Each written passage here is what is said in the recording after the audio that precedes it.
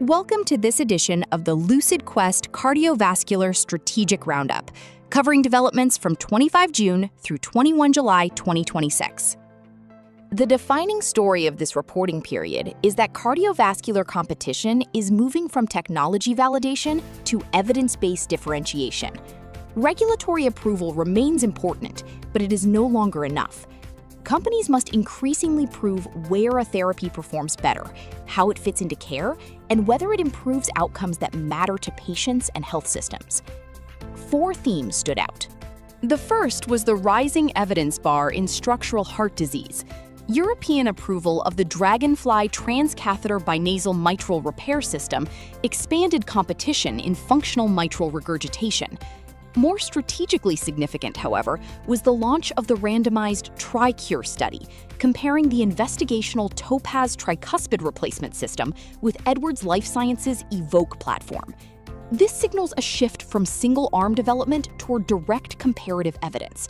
Physician preference, reimbursement, and future guideline positioning may increasingly depend on measurable differences in implantation, durability, pacemaker requirements, imaging burden, and clinical outcomes. The key uncertainty is whether emerging systems can demonstrate meaningful advantages that remain consistent across operators, anatomies, and healthcare settings.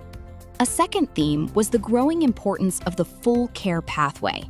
Updated EVAR labeling supported by registry data, evidence favoring less invasive anesthesia during TAVR, and the ICECAP study combining advanced imaging with targeted coronary cryotherapy all show that value is extending beyond the core product. Competitive differentiation may increasingly depend on diagnosis, workflow, recovery, follow-up, and resource use.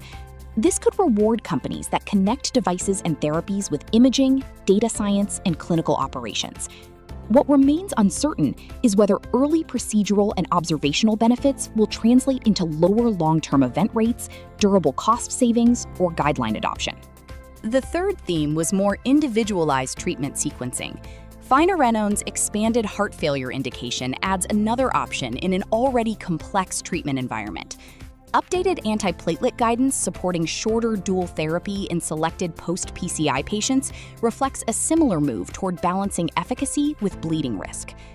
The strategic question is no longer simply whether a therapy works, but where it fits, which patients benefit most, and how risk should be managed over time.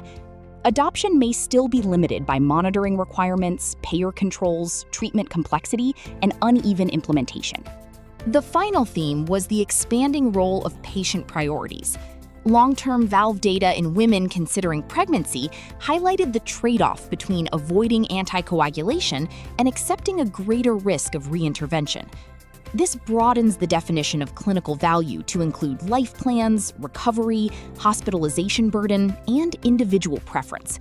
However, more targeted evidence is needed before these findings can materially reshape practice. Looking ahead, we will be watching TRICURE enrollment, Dragonfly adoption in Europe, follow-up from ICECAP, Finerenone uptake in heart failure, and prospective evidence on non-general anesthesia during TAVR.